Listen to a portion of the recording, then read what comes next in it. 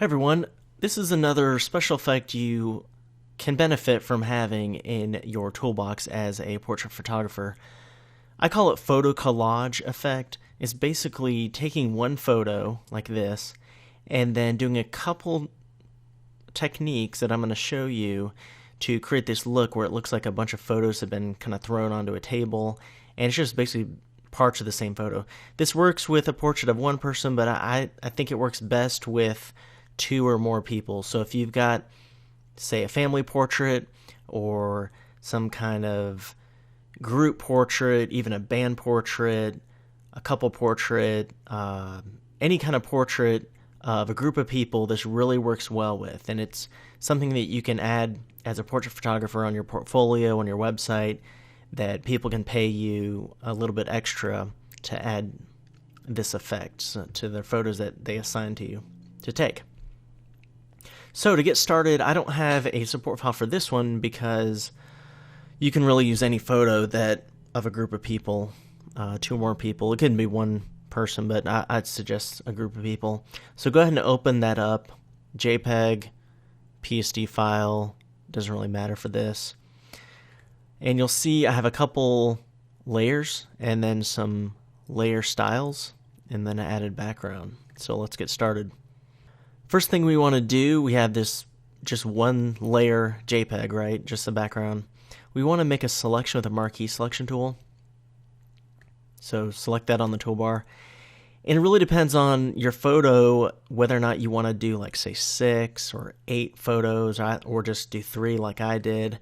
In my example, I've done, where you have one here, one there, one there. They can overlap a little bit, but we're going to be selecting this in quadrants or a group of 6. If you want to be specific, you can actually click and drag from the ruler on the side and just know the areas, but you still want to, it's okay to overlap a little bit.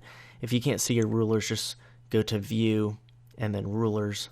I don't really need those in this example because I'm just going to do 3 columns, kind of just longer photos like that. So depending on your photo, it might be better actually to do 6 kind of areas like that. All right. So once you select one area, so I'm going to choose about 1/3 of this photo. It's not exactly 1/3. That doesn't matter. Just an area. With the marquee selection tool, press Control-J on the PC or Command-J on the Mac. And we've done that a lot in this course, and usually it just duplicates the layer, but we have a selection made. It only duplicates what was selected onto its own layer. See, I hit the icon of the bottom layer, and you'll see this is a new layer. Now this is very important. Click the background layer on the layers panel. Make sure the top layer is not selected before we do our next duplication. So now click and drag, and this is the one that's going to have the people in it, so I'm going to do something like that. Again, make sure you're not on this new layer because that's not going to duplicate much. Only the area where they overlapped it would duplicate. So make sure that background layer is selected in the layers panel. Press Control-J. Then click on the background layer again and make a 1/3. I'm going to have this one overlap a little bit, so it's a little bit wider, maybe even a little bit more.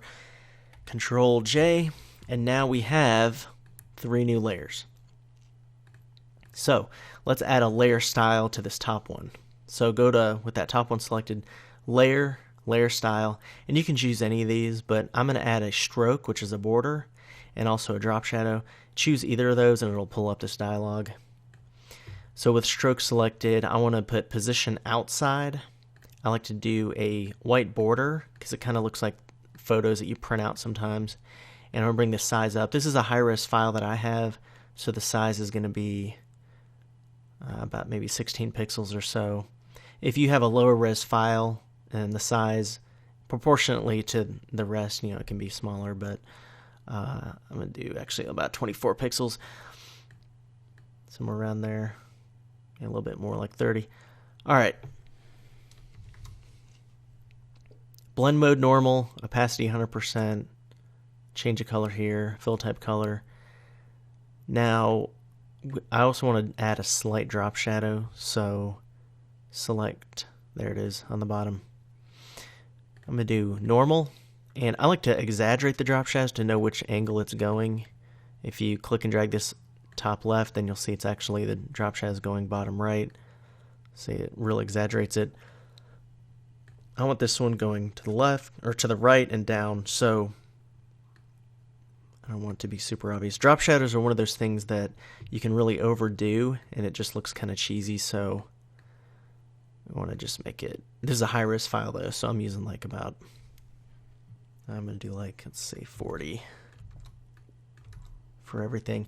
That'd be too large for a smaller file, but this is a high-res, so that's maybe overdoing it. I'd say about 35.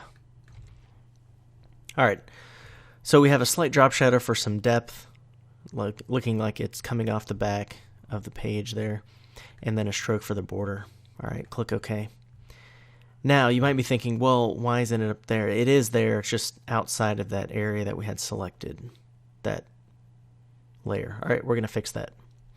First thing we want to do, though, we could take a long time and just do those steps over again for these 2 layers, or if you have 6 layers, 6 new layers, then you'd have to do that 5 more times. Well, here's a shortcut. Hold down Alt on the PC or Option on the Mac, and then click and drag that where it says Effects. Click and drag that onto the next layer. Make sure you're not clicking and dragging the actual layer. If you do that, it's just going to duplicate the layer. So Alt or Option, click and drag Effects, and that's going to bring that effects with the stroke and the drop shadow to layer 2 and layer 3. So now we've got the effects on all 3. Now we need to rotate them a little bit. I like to just go to the Move tool, make sure Show Transform Controls is selected, hover off the corner, and just click and drag. All right, it needs to look a little bit kind of haphazard, or like you've thrown it onto a desk, these photos, so something like that is fine. Press Enter or Return to apply that. Select the next one. I like to bring them left, right, enter, and this layer 3, let's rotate the other way. All right, so we've got our effect. Notice this one, it's kind of making her arm look kind of weird. So what you can do is move this one over. So who's to say we can't just move them over, right? So they look like separate photos now. So you can move them around if you want it like that.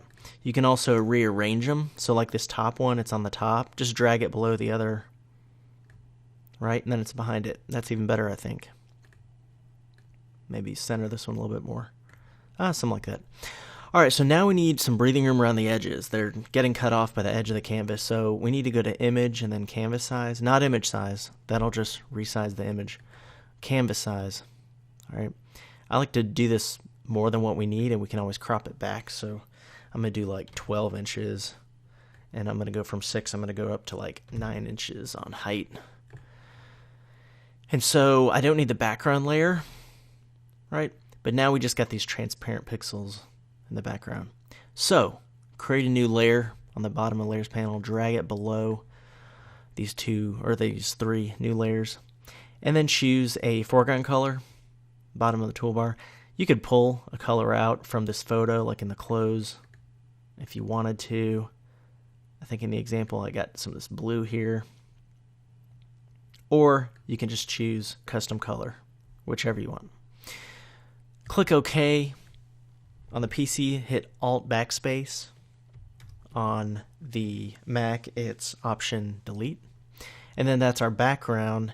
And now we can crop. So use the crop tool. Make sure there's no presets numbers up here. And we're just going to crop. So there's a little bit of breathing room around the edge, but not so much background.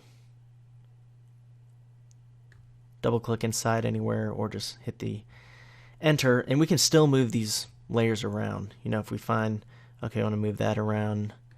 I'll move this here. And you can still rotate them too, like so. Just press Enter to apply that. And that is the photo collage effect. It's just a good thing to offer to clients that you can just add a little bit of personality to their photos.